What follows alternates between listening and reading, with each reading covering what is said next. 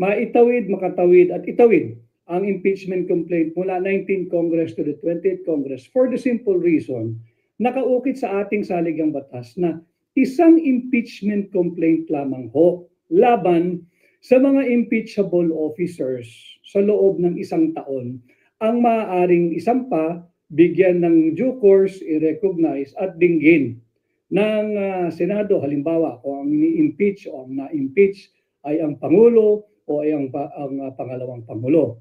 In our case, ito pong pangalawang Pangulo.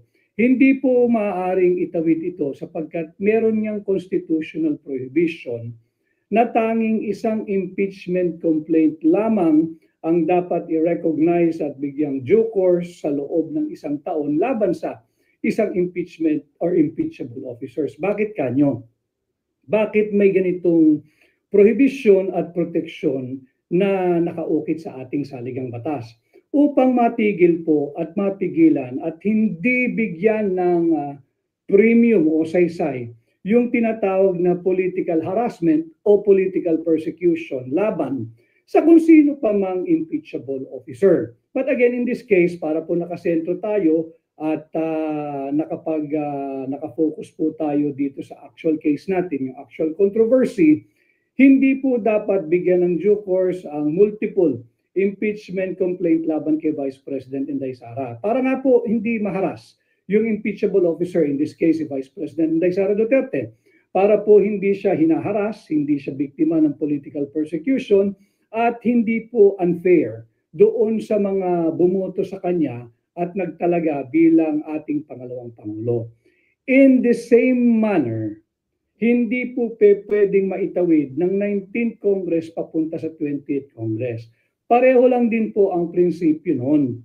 Para nang sa ganun, kung anuman ang political harassment or political maneuverings made by political actors and political players belonging to the 19th Congress will not be, shall never be carried on to the 20th Congress. Yan din po ang purpose niyan, para magkaroon ng hangganan ang political maneuverings, para po magkaroon ng hangganan ang political machinations, para po magkaroon ng hangganan ang political persecution. Pareho lang po yung prinsipyo niyan kung bakit isang impeachment complaint lamang ang maaaring bigyan ng due course sa loob ng isang taon sa laban sa isang impeachable officer. Ganon din po yun.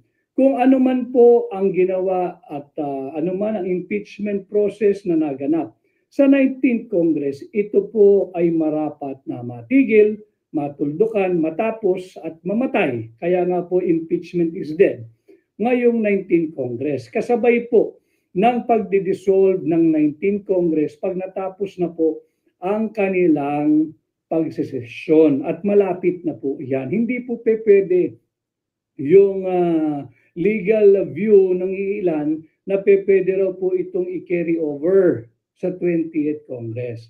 Alam mo ninyo ang pagkakaiba ng mababang kapulungan sa mataas sa kapulungan o yung House of Representatives laban sa Senado.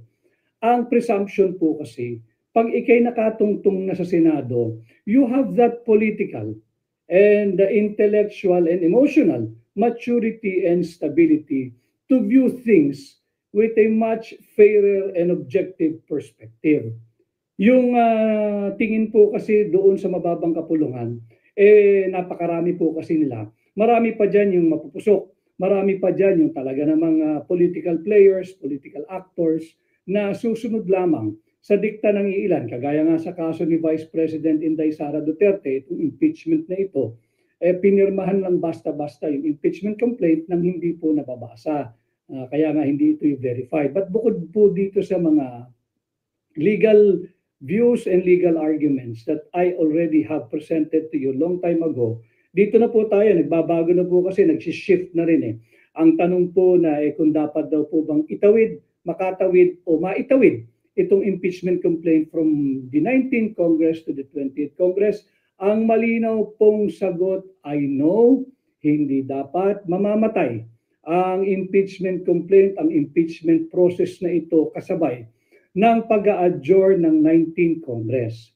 under the same principle, whether by analogy, by common sense, or by legal point of view, doon din po parehas yan sa justification kung bakit isang impeachment complaint lamang ang maaaring maisampa at bigyan ng due course sa loob ng 1 taon laban sa isang impeachable officers. Para nga po hindi siya maging biktima ng political harassment.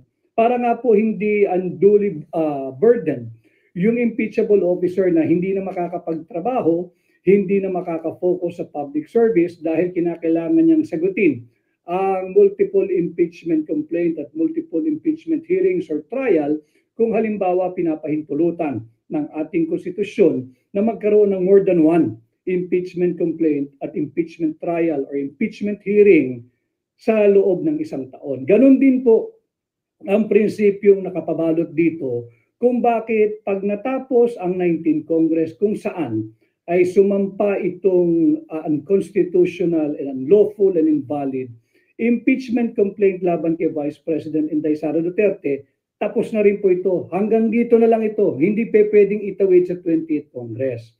Otherwise, you will be giving premium to a continuing political persecution, to a continuing political harassment. Kasalanan po iyan ng mga mapupusok na pumirma dyan sa huwad na impeachment complaint sa ngalan ng milyong pisong ayuda, sa ngalan ng milyong pisong AIC, sa ngalan ng milyong pisong akap na kapalit ng kanilang pirma.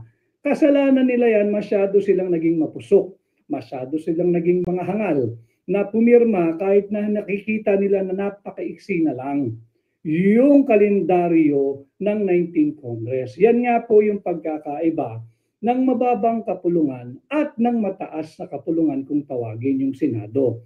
Ang mga senador po kasi, ang presumption po ng mga ordinaryong Pilipino sa kanila, sa atin, katulad po natin, ang tingin natin sa kanila, bilang mga national leaders, mas malalim po silang mag-isip.